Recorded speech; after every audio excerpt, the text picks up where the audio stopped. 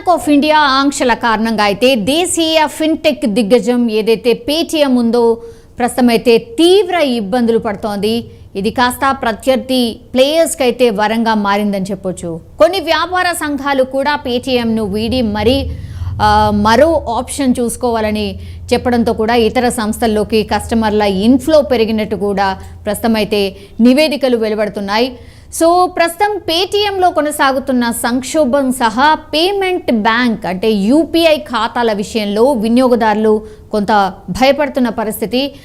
ఇదే సమయంలో వాల్మార్ట్ యాజమాన్యంలోని ఫోన్పే కస్టమర్స్ బేస్ విపరీతంగా పెరిగినట్టు తెలుస్తోంది. సో పేటీఎంకి ప్రత్యామ్నాయాల కోసం వెతుకుతూ ఉన్నారు. సో కొన్ని రోజులుగా వినియోగదారుల సంఖ్య కనీసం 15 నుంచి 20% ఎక్కువగా ఉన్నట్టు గణాంకాలు కూడా చెప్తున్నాయి. సో వేరే వేరే యాప్స్కి షిఫ్ట్ అయిపోతున్నారు కస్టమర్స్ అంతా కూడా. పేటీఎం పేమెంట్స్ బ్యాంక్ సేవలు నిలిపివేయడానికి ఫిబ్రవరి 29ని ఆర్బీఐ అయితే చివరి తేదీగా అంటే డెడ్ లైన్గా చెప్పింది. కాబట్టి గడువు సమీపిస్తున్న కొద్దిగా కూడా ఫోన్పే యాప్ ఇన్స్టాలేషన్స్ మరియు లావాదేవీల్లో మరింత వృద్ధి కనిపిస్తోంది, అంటే పెరుగుదల కనిపిస్తోంది. చాలామంది ఫోన్పే ఈ డిఫరెంట్ పేమెంట్ మోడ్స్ని ఎంచుకుంటున్నారు. సో ఒక నివేదిక ప్రకారం అయితే ఇది కూడా వెలువడుతున్న పరిస్థితి కనిపిస్తోంది. సో ఫిన్టెక్ రంగానికి చెందిన పలువురు ఆర్థిక నిపుణులు అయితే ఇలా పెరగడానికి ఇదే రీజన్ అని కూడా భావిస్తున్నారు. సో అదనపు ఇన్ఫ్లో నిర్వహణ కోసం ఫోన్పే కూడా ఇప్పటికే బ్యాంక్డ్ సిస్టమ్ను కూడా అప్గ్రేడ్ చేస్తున్నట్టు కూడా సమాచారం. సో ఒక్కసారి కస్టమర్స్ ఒక యాప్ నుంచి ఇంకో యాప్కి షిఫ్ట్ అవుతున్నప్పుడు పూర్తిగా వాళ్ళ యాప్ మీద ఒత్తిడి కావచ్చు, ఇవన్నీ కూడా కొనసాగబోతున్నాయి. కాబట్టి దానికి సంబంధించి కూడా పూర్తిగా సిస్టమ్ని అప్గ్రేడ్ చేసుకునే ప్రయత్నం చేస్తోంది ఫోన్పే. అండ్ పూర్తిగా అందివచ్చిన అవకాశాన్ని అయితే ఉపయోగించుకుని కస్టమర్ బేస్ను భారీగా పెంచుకోవాలని కూడా పెద్దగానే ప్లాన్ చేస్తోంది ఫోన్పే. అండ్ ఇట్లాంటి వార్తలే ఎక్కువగా వినిపిస్తున్నాయి. సో వివిధ రకాల ప్రచారాలతో వినియోగదారులు అండ్ వ్యాపారులను అట్రాక్ట్ చేసే ప్రయత్నం కూడా చేస్తోంది. ఆన్ బోర్డ్ చేసేందుకు కూడా సిద్ధమవుతోంది.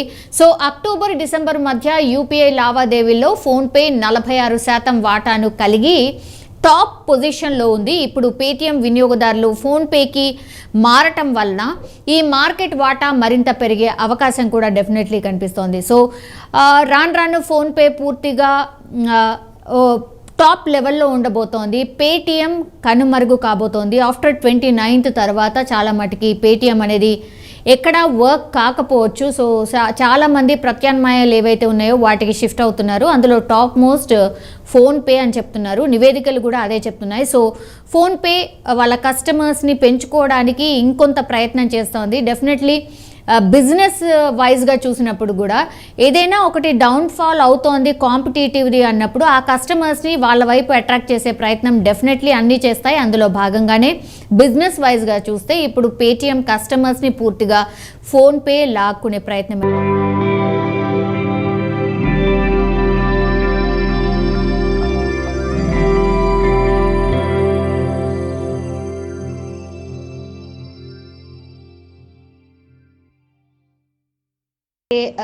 జరుగుతాయో సో ఆ బ్యాంక్ లైసెన్స్ని కూడా రద్దు చేశారు అన్నటువంటి వార్త అయితే ఇప్పుడు చక్కర్లు కొడుతోంది. సో పేటీఎం పేమెంట్స్ బ్యాంక్స్ ఇప్పటికే ఆంక్షలు విధించింది ఆర్బీఐ. సో తాజాగా ఆ సంస్థ లైసెన్స్ రద్దు చేసే దిశగా యోచిస్తున్నట్టు కూడా సమాచారం అంతోంది. సో ఏవైతే లావాదేవీలు జరుగుతున్నాయో దానికి సంబంధించి విధించిన dead line March 15th. So ఆ డెడ్ లైన్ ముగిసిన అనంతరం దీన్ని అమల్లోకి తేవాలని కూడా భావిస్తోందట. సో త్వరలోనే దీనిపై ఒక ఫైనల్ డిసిషన్ అయితే తీసుకోబోతున్నట్టు కూడా వార్తలు వస్తున్నాయి. సో పేటీఎం పేమెంట్స్ బ్యాంక్ అకౌంట్ల బదిలీ కావచ్చు, గడువు పెంపు వంటి మినహాయింపులకు ఆర్బీఐ కూడా నిరాకరించింది. సో కొంత టైం కావాలి, గడువు పెంచండి అన్నటువంటి రిక్వెస్ట్ పేటీఎం తరఫున చేశారు, కానీ ఆర్బీఐ దానికి ఒప్పుకోలేదట. సో డెడ్ లైన్ ఏవైతే ఉండిందో March 15th ఏదైతే డెడ్ లైన్ ఉండిందో అదే మీకు లాస్ట్, ఇంకా అప్పటి వరకే మీ ప్రాసెస్ అంతా ఫినిష్ చేసుకోవాలి అన్నటువంటి మాట స్పష్టంగా ఆర్బీఐ తెలియజేసిందట. సో పేటీఎంకి ఇంకింత కష్టాలు పెరిగాయి అనుకోవచ్చు. సో పేటీఎం పేమెంట్స్ బ్యాంక్స్ ఏవైతే ఉన్నాయో వాటి లైసెన్స్ను కూడా రద్దు చేసే దిశగా అడుగులు పడుతున్నట్టు స్పష్టమవుతోంది. సో కంప్లీట్గా ఈ యాప్ ఇంకా ఆల్మోస్ట్ కనుమరుగయ్యే అవకాశాలే కనిపిస్తూ ఉన్నాయి. కస్టమర్లకైతే ఆల్రెడీ డెడ్ లైన్ ఫిబ్రవరి 29. సో దాని లోపల ఆ ప్రాసెస్ అంతా ఫినిష్ చేసుకోవాలి. పేటీఎంలో ఎవరైతే ఉంటారో వాళ్ళందరూ కూడా వేరే వేరే వైపు ఆల్రెడీ వెళ్ళిపోతున్నారు కాబట్టి మరి పేటీఎంకి ఇంకిన్ని కష్టాలు పెరిగాయనుకుంటున్నారు.